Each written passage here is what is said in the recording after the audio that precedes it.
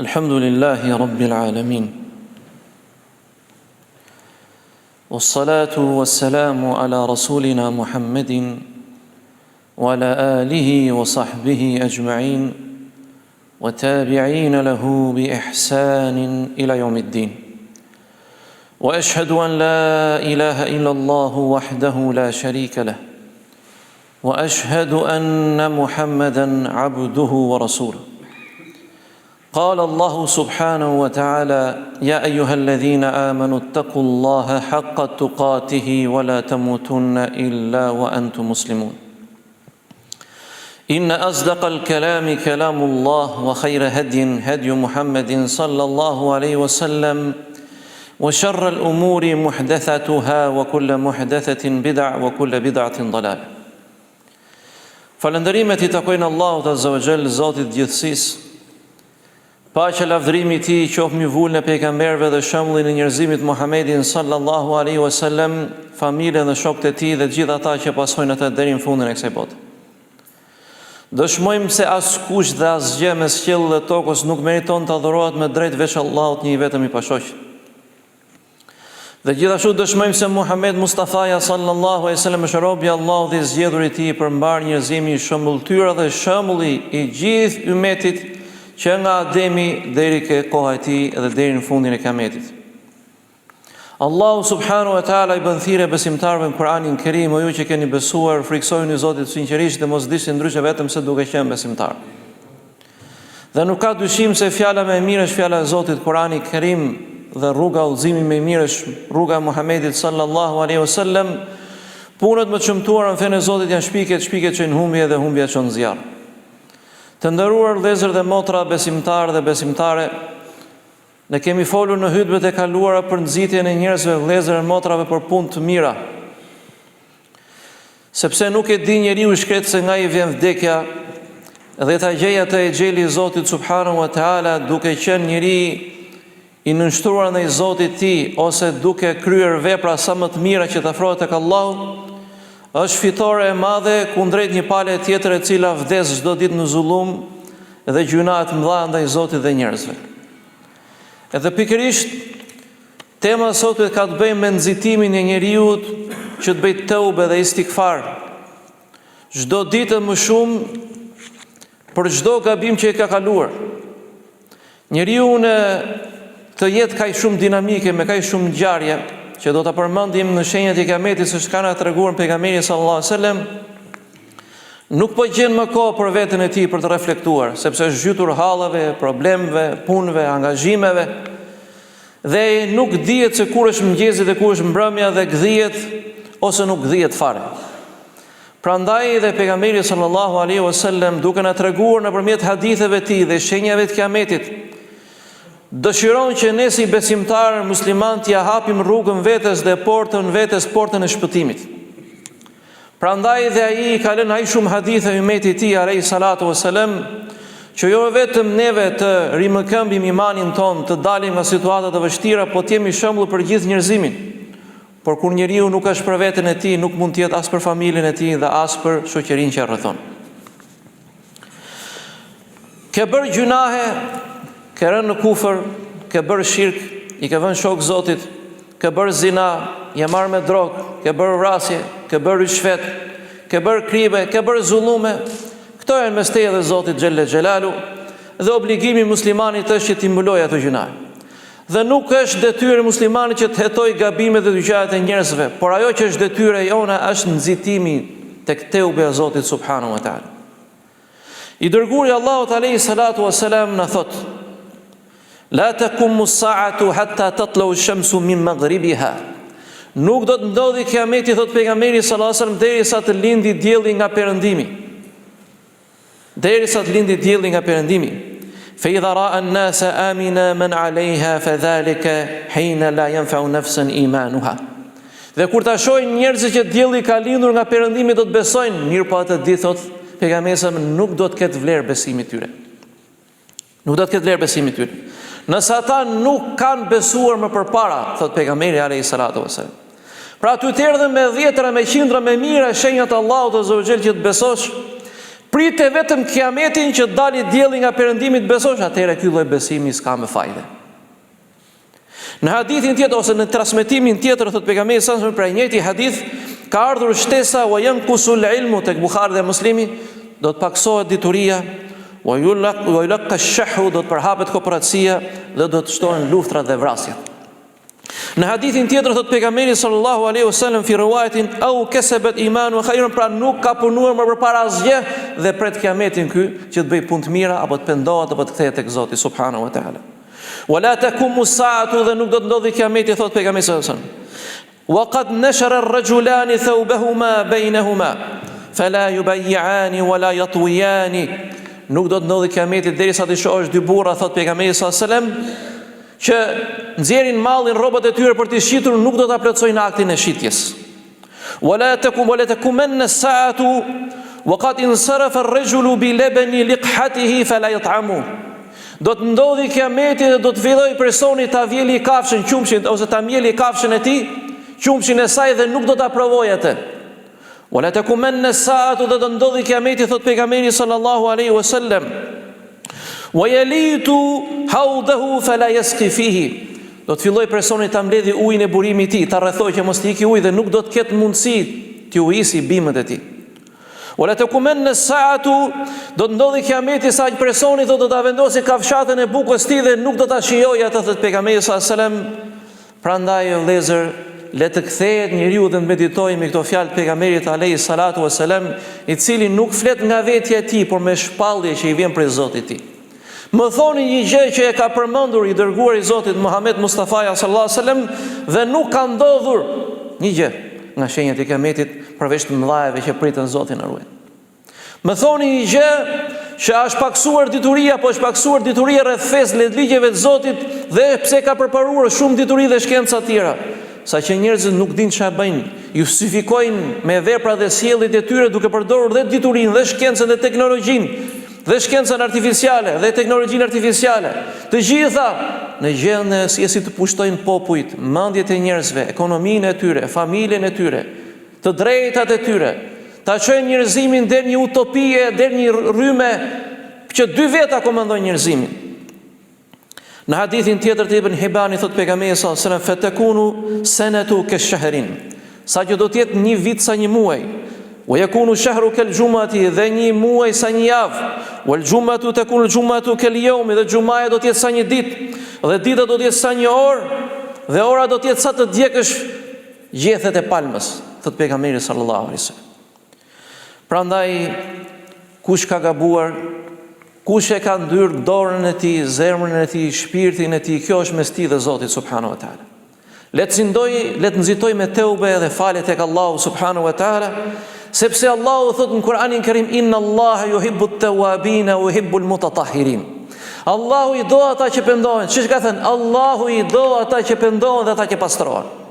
Pra, neve nuk jemi të pagabueshëm, por kjo nuk do të thotë që mos gjejmë pak momente të kthehemi dhe të reflektojmë para se të vijë exheli dhe vdekja dhe ti duke pasur kafshatën në dorë. Është më mirë të vdesësh me kafshatën në dorë se sa të vdesësh duke ndyrë dorën tënde. Është më mirë të vdesësh në sejdë ndaj Zotit se sa duke bërë harame dhe gjunaje. Është më mirë të vdesësh duke bërë punë të mira se sa vdesësh me zullume dhe të mbashësh me supet e tua para Zotit gjëra të mëdha ditën e Kiametit. Është më mirë për ty që të vdesësh i penduar tek Allahu Azza wa Jall, mendoje njëra të tiktakun e zemrës. Ata kur ta vënë mjekët aparatin që ta mbajnë gjallë zemrën, mendoje njëherë. Mendoje njëherë se mund të jetë një vdekje shumë e shpejtë, mund të jetë një aksident, mund të jetë një smundje, mund të jetë çdo gjë sebeb.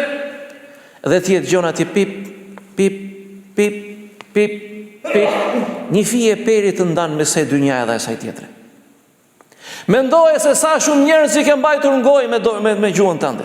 Mendoje se sa shumë rushfet ke dhënë, mendoje se sa shumë njerëz i ke marr kufit, mendoje se sa shumë njerëz i ke derdhur gjakun, i ke bërë padrejtësi, mendoje se i ke bërë shok Allahut Azza wa Jall duke u bindur të tjerëve në kufër ndaj Zotit, në bindje apo në pasimin e verbrisht të grupeve apo rrymave apo partive apo gjërave të tjera që janë në kundërshtim me fen Allah dhe sunetin e pejgamberit sallallahu alajhi wasallam. Pra mendoje se edhe për te gjitha këtyre zullumeve, a ka shpresë për mua hoq? Allahu Gjelle Gjelalu mishtat që i të ka dhënë shpresën. Inna Allahe yuhibbu at-tawwabin, ka ardhur me lëndën ose me pjesës e gjuhës arabe taukid. Vërtet Allahu i do shumë ata që pendohen dhe pastrohen. Atëherë le të jemi prej atyre që pendohemi dhe pastrohemi. Le të jemi prej atyre që mos na arri koha, mos na ngushtohet koha, të angazhohemi me hallë me probleme për te hallëve tona, po të mbajmë mbi supet tona dhe gjunahet që kemi ndaj Zotit dhe ndaj njerëzve. Dhe ky është halli i madh vëllezër ditën e Kiametit. Shumë prej njerëzve mendojnë se ja shpëtojnë ja hedhin këtë dunja, mund t'ja hedhësh. Mundet edhe mos të ndodhi asnjë gjë e keqe. Mundet të vi bereqeti dhe begatia nga të gjitha krahët. Problemi është do t'ja hedhësh Zotit ditën e Kiametit. Në peshorën e Allahut ku as grimca nuk humb. Ma ya'mal mithqala dharratin khayran yara. Kush punon mirë sa grimca do ta gjej, dhe kush punon keq sa grimca atë do ta gjej. Wallah, përse e ka përmendur Allahu grimcën? Që do thot peshorja e tij, drejtësia e tij do të jetë precize.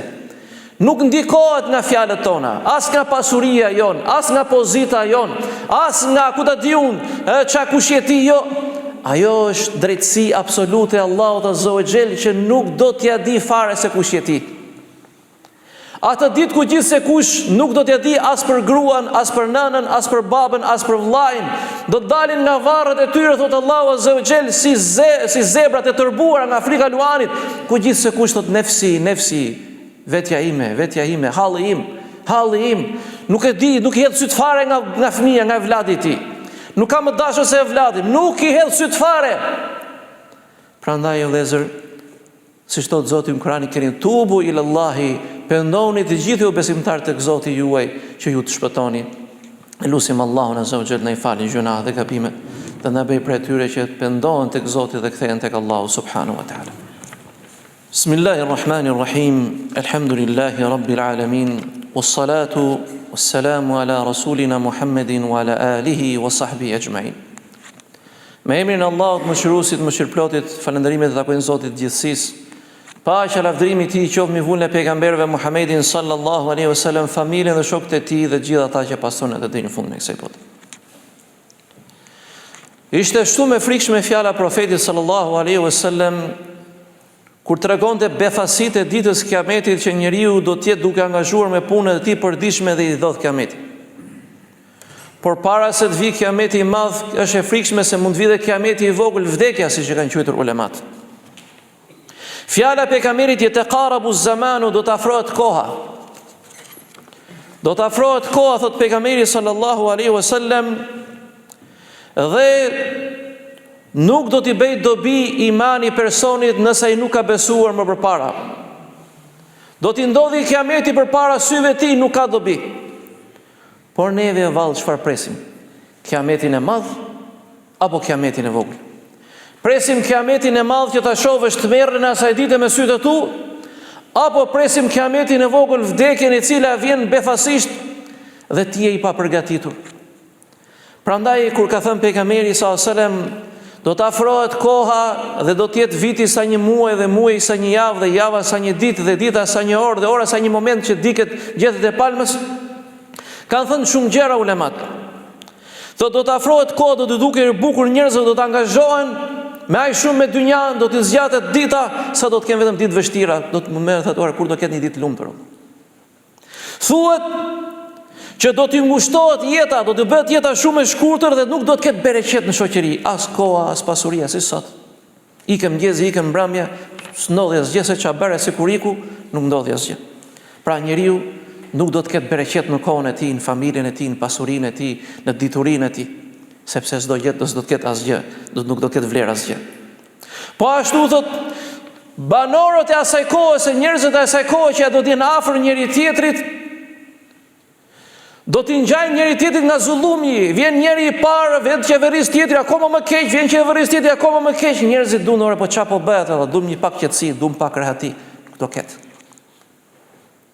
Do të zhduken popull, do të vinë të tjerë. Dhe kur thot afrohet koha, afrohet koha, sa më shumë të shtohet dhe zhvillohet teknologjia, aq më rrezikshme bëhet për ne njerëzit. Edhe si thon disa studius, do të jetë aq e rrezikshme se ato udhëtime që i bën për një vit ose për një muaj do t'i bësh ndoshta për një ditë, ndoshta edhe për një orë me rritjen e teknologjisë. sa që do të kontrollohet e gjithë koha jonë, edhe do në angazhojnë tjerët neve dhe jo ne vetet tona. Prandaj u trinj dhe treja, studioni, mësoni, adhuroni Zotin subhanahu wa taala, i hyni diturisë, i hyni shkencës. Të mbroni veten tuaj, të mbroni familjet tuaj, të mbroni fen tuaj, të mbroni njerëzit tuaj, të mbroni vendin tuaj, të mbroni ekonominë tuaj, pasurinë tuaj, nderin tuaj, para se të na kthejnë në robot që komandojnë mendjet tona në gjitha krahat. Po dëgjoj një studius anglez apo amerikan, mos gaboj, i cili fliste për teknologjinë artificiale dhe rrezikun e saj. Sa që thoshte do të shpikin gjëra dhe sende që jam i bindur, tha, se ku ka arrit teknologjia sot dhe ajo që nuk thuhet do të jetë më rrezikshme. Do të komandoj vetë njeriu ndoshta një ditë. Prandaj nëse juve merreni me futboll, hidheni dhe spërdridheni se kush këndon më bukur.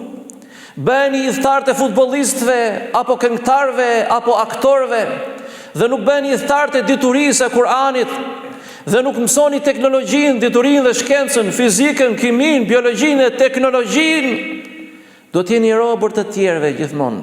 Do t'ju amasi kohën me pe, do t'ju komandojnë se sa t'hani, sa t'pini, sa t'shkruani, sa duhet flisni, sa duhet esni, se sa duhet shpenzoni, do t'ju komandojnë kohën dhe në shtëpi tuaj e qofshit. Prandaj yataqarabu zaman, do të afrohet koha dhe nuk do të thëtë bereqet, thot pejgamberi sallallahu alaihi wasallam. Prandaj ky njeri i cili ka pasur dertin dhe merakun e imetit ti, po na paralajmëron se çfarë do të ndodhi. Prandaj mos thuaj që o hoxh, unë kam bërë shumë gjunahe, ku ma fal Zoti mu. Kurse Allah thot Kur'anin Kerim, inna Allah yuhibbu at-tawwabin wa yuhibbu al-mutatahhirin. Allah me të vërtetë do ata që pastrohen dhe do ata që pendohen tek Zoti subhanahu wa taala. Pra ashtu thot në ajetin tjetër, përveç atyre illa men tabe wa amana wa amila salihan, përveç atyre cilët pendohen tek Zoti dhe bën vepra të mira, fa ulaika yubaddilu Allahu sayiatihim hasanat, atyre Zoti u shndron të këqijat në të mira, wa kana Allahu ghafurar rahima, dhe Zoti është falës dhe mëshirues i madh, falës që e mbulon gjunahun, e fshin atë, nuk e shkruan atë. Prandaj a ka shpresë më të madhe për ata njerëz që e gjejnë momentin edhe kohën për veten e tyre, të pendohen tek Zoti i tyre, të reflektojnë për veten e tyre, për atë çka kanë kaluar, për sjelljen e moralin e tyre, pare se të vi momenti duke ngrënë apo duke pirë, larg qoftë Zot, duke bërë gjunahe, dhe të vjen e xheli Allahut azza wa xhel dhe tashmë ka marruar historia jote. Dhe atje pasaj shikon veten një qefinosur, i ftohtë akull dhe të falin xhenazen, dhe jetla hisabuke me Allah dhe del llogaria jote me Zotin subhanahu wa taala, dhe të rrethohet atij në momentin kur jep shpirtin, të vjen jeta si gjithë si film përpara vetes. Dhe të kujtohen punët e mira dhe punët e këqija. Dhe atij fillon zemra rreh më shumë, shton rrajt e saj se po i vjen fundi, dhe ti pret që të pendohesh, po s'ke fuqi, do të flasësh por nuk mundesh.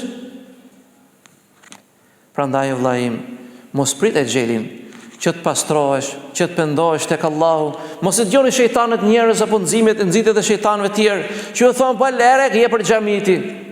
Ti ke bërë 700 gjunahe. Këta nuk janë Allahu. Allahu thot inna Allaha yuhibbu at-tawwabin wa yuhibbu al-mutatahhirin. Zoti i do ata që pendohen dhe pastrohen.